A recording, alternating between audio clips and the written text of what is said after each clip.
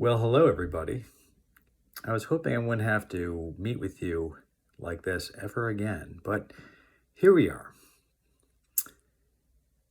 I have been diagnosed with COVID-19. As you can see, I look the picture of health, so please don't worry about me. However, I am worried about you. I really dislike the idea of missing class with you all, as I think I made clear at the end of 2021. I really enjoy teaching you and have really enjoyed having class with you. So I thought that instead of just ladling on written work every day in school, I would give a couple of lectures here and again. Today, we are going to have a lecture on, first, we're going to go back and just review funding at par and then assumption of state debts. We already went through that stuff. Some of you, I think, have already gone through the Low Protective Tariff, but I will just start that fresh. So look at this lecture as just a review of things that we studied at the very end of 2021. I will put some questions up on the portal for you to answer to show that you have indeed watched and retained the information on this video. Class would not be complete, though, if I didn't do what? What do I almost always do every single day? I open up the blinds and I say, look out there, it's beautiful out. Well, today is no different. It is a beautiful day out there. There's my backyard. Snowy winter wonderland. Let's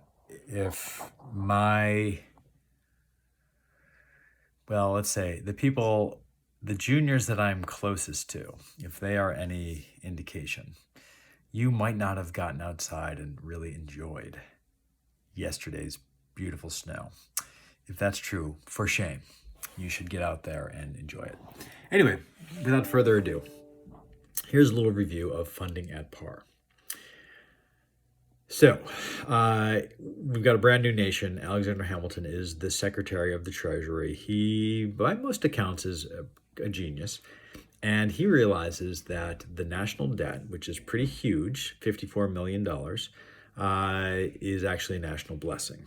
He says it's a national blessing because he realizes that if the government promises to repay that debt at face value, the people who own those bonds that represent that debt will support the government. The idea being, if the government doesn't succeed, they'll never get their money back.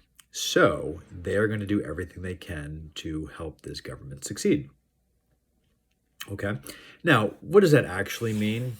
Well, that's harder to say, but to a certain degree, it's just the idea that if people feel like the government is legitimate, they'll support the government, and it'll make it easier for the government to do the things it needs to do. For instance, if there's a rebellion, would you join a government militia to put the rebellion down? That's pretty simple, right? Everyone can understand that. You pay your taxes, right? You don't like taxes. Nobody does. But you feel that the government is legitimate, so you pay your taxes. And if you're paying your taxes and your friends are paying your taxes, isn't there more pressure on other people to pay their taxes? Think about that. Sadly, as human beings, we are sometimes, I don't know if it's sadly, but often, sometimes it can be sadly, we do what we see the people around us doing, right? You know, if you came to GCS and you saw that everybody was cheating all the time, you would probably cheat too, even though you know it's wrong, right? It's bad for you and it's immoral, and that you should never do that. If you saw other people do it, those restraints might just go away. True? Which is another important lesson on the side, which is this. You should do the right thing so that other people do the right thing, right? So if you're tempted to take a shortcut and cheat, don't do it, because then the people around you will also be cheats. You don't want that. That's gross. Okay, anyway, so the idea is we are going to fund this debt at face value. So the people holding the bonds are going to get paid back, and those bondholders will support the government. Okay, now, as is always the case in politics, there's problems that will arise from this. We spent a lot of time in class going over those problems, so let me just refresh your memory. Remember, we made up scenarios in class where people bought those bonds originally during the war because they wanted to support the Continental Army, right? Maybe your son was fighting, maybe you just really believed in independence, but you bought those bonds whether you could afford them or not, okay? It was kind of the sacrifice you made for your country. As the war went on, you may have lost heart and thought, oh, we're going to lose and I'll never get my money back. So what did you do? You sold the bond at a loss on the open market. Okay, now it's important that you kind of refresh your memory on what that means. Remember, you buy a bond for a certain amount of money. That's the face value, the par value. But over time, the value of that bond changes. It actually fluctuates every day. In fact, today, a bond will fluctuate all day long. Every second, the value of that bond is going to go up and down on the open market. Okay, so what we have here is people who bought the bonds maybe sold those bonds. And in the end, the people who end up taking the most risk by buying bonds that might not be worth much are usually wealthy people.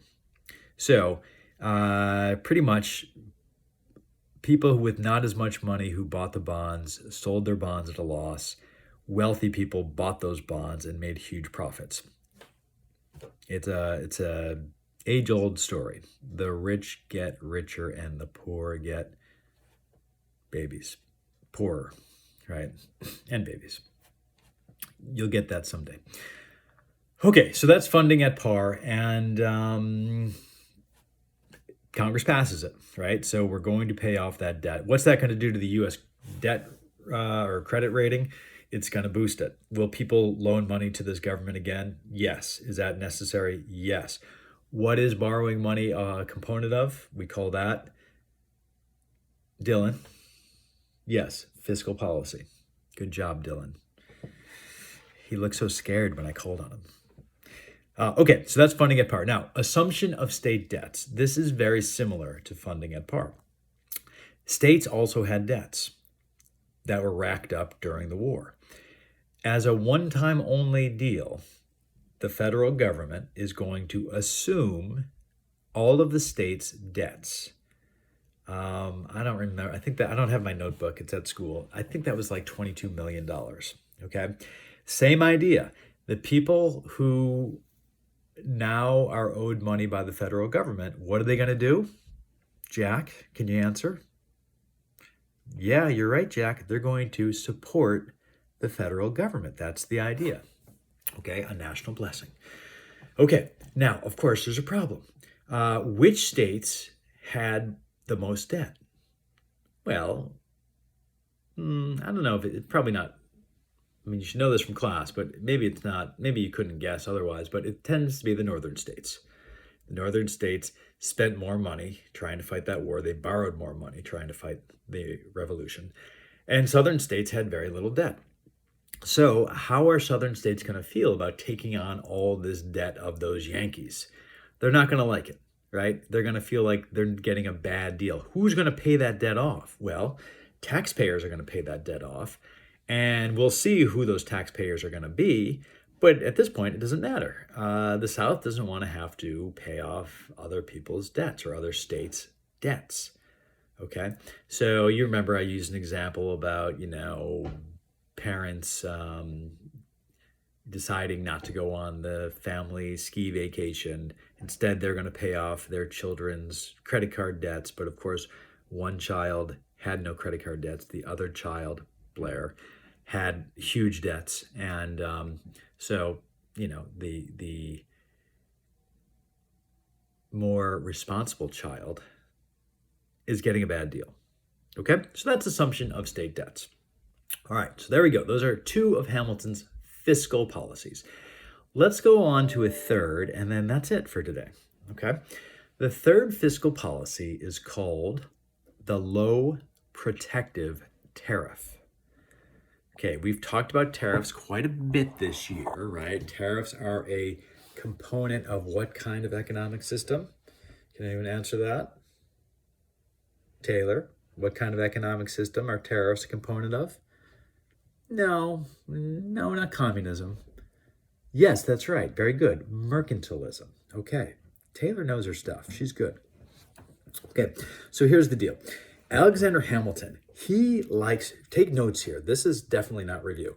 Alexander Hamilton, he looks around the world for examples of countries that are strong and successful.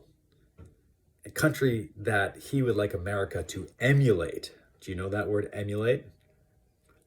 Anyone? Emulate? Anyone know what emulate means? Yes, that's right. It means to copy or to, model yourself on, right? Many of you might emulate me as an example of moral virtue. Or probably shouldn't do that. Juggling virtue, on the other hand, well, you should probably try to emulate me. I'm pretty good, if I don't say so myself. Anyway, so Hamilton looks around, and what country do you think he sees as the most praiseworthy? No, not France. The French, no. Yes, very good. Who said that? Who is that? Jay, was that you? Nice work, Jay. Jay, yeah, the answer is, say it again. Yeah, that's right. Great Britain. Okay, so he looks at Great Britain and says, like, they're powerful. They're the strongest country in the world. We should be like them. So let's try to make our economy like theirs. Now, why is England such a powerful country at this point? Mainly because it's already into its own industrial revolution. It's the country that is producing the goods that the world is buying.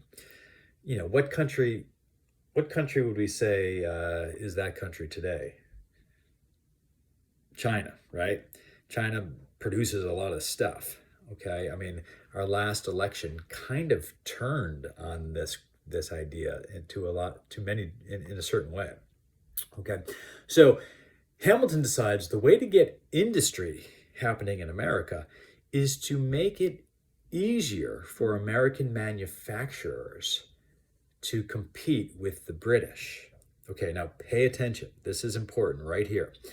The British have a lot of excess labor. Remember we talked about that at the beginning of the year? You know, new food crops like the potato and corn and all sorts of stuff, sugar, were increasing the population of Europe. England has a large population. They sent a lot of those people away to America, later to Australia. Get rid of that vermin. But now that they have an industrial revolution, that labor, that surplus population comes in handy as factory labor. Okay. Now think about the laws of supply and demand. If you have a lot of workers, do you have to pay them very much? Of course not, right? The more workers you have, the greater the supply of workers, the less you have to pay to attract them. So labor costs in Great Britain are very low. What do you think labor costs in the United States are? There's not that many people, although there will be quite a bit of immigration coming. But what do people immigrate to America for? No one comes to America back then, early 1800s, late 1700s rather, to work in a factory. Who would want to do that? Factories are loud and dangerous and smelly. What do people want to do? Well, America is filled with seemingly open land. Of course, everyone ignores the Native Americans. But for better or worse, people are coming to America to become farmers. Get your 100 acres and become a yeoman farmer. Okay? It's pretty hard to attract factory workers when you could become a self-sufficient yeoman farmer, churning your own butter, spinning your own wool, yarn, whatever. So, it's hard to compete with the British because your labor costs are so much higher. Therefore, the cost of your products are higher. So what is Hamilton going to do? The low protective tariff, which means every imported good to America is going to have a tariff on it, about 8%. Okay, it's not very high, but if you're buying, something from Great Britain, let's say a pair of shoes, that's probably not a actual thing that most people would buy from Great Britain at this point. But if you're going to buy those shoes from Great Britain, they are going to have an 8% tariff on it, which means if you're an American shoemaker, it's that much easier for you to make shoes that are less expensive than the British. Okay, in fact, you could raise the price of your product to be just below the price of the British product with the tariff. So that's really good for American manufacturers. Not only will they have more customers, but they might also be able to raise their prices. Okay? Make sure you understand that. However, it's good for American manufacturers. Who's it going to be bad for? There's always a cost, right? No matter what we talk about in this class, there's something that's good for some people, but it's bad for other people. So who's going to dislike these higher prices? Of course, the consumer.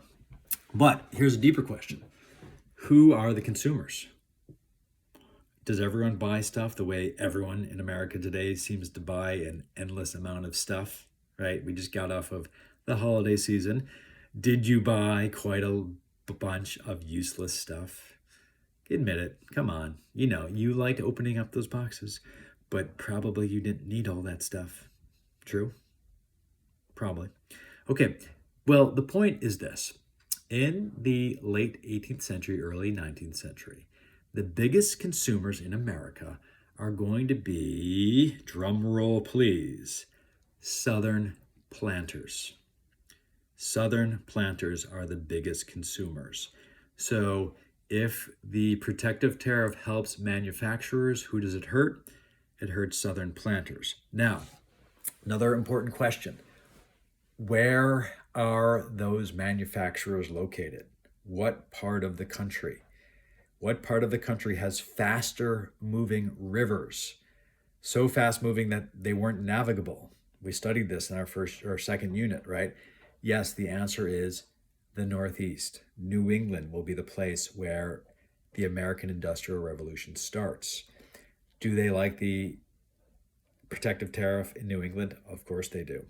Do they like it in the South? No, they do not. Okay, now I want you to think back to that lovely musical we watched, 1776. Remember the guy from the South, South Carolina, who wore the really fancy looking white suit? He always said things like this, "We here in the deep South always vote as a block. And what South Carolina does," you get the picture, right? Now, the reason I bring that guy up, I think it was Rutledge. I don't know, I'm probably wrong. Dylan, who was it? Was it Rutledge? Look that up for me, would you, Dylan? Thank you. The reason I bring that guy up is in that movie, they go out of their way to make him look really fancy. Compare him to that drunkard from Rhode Island, right? More rum! That guy was dressed in rags. That guy didn't have a haircut in the last 20 years. That guy was a mess.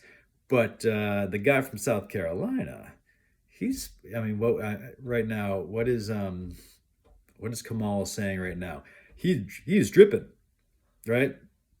Something like that. Kamal, sorry, that's not a great impersonation. You're hard to impersonate, Kamal. You're one of a kind. Anyway, the point is this. That guy is dressed up really fancy because remember what I said in that second unit. If you're a Southern planter, you're at the very top of a social hierarchy that is very unstable. There are a lot of people at the bottom of that hierarchy who want to kill you for good reason. So what do you have to do to keep your position? You have to show everybody all the time that you are superior. How do you do that? Why, yes, you wear fancy clothes. No, that doesn't mean you have 62 pairs of sneakers, Zach. Back then, they didn't have sneakers. But it's kind of the same deal, right? You wear a different nice outfit every single day, and people think you're somehow superior. It doesn't quite make sense to me because I'm like that guy from Rhode Island. I'm not drinking or anything, but you know, if I didn't get my hair cut for 20 years, I'd be fine. I don't really care. But, I think for most people, that kind of stuff really matters. Okay.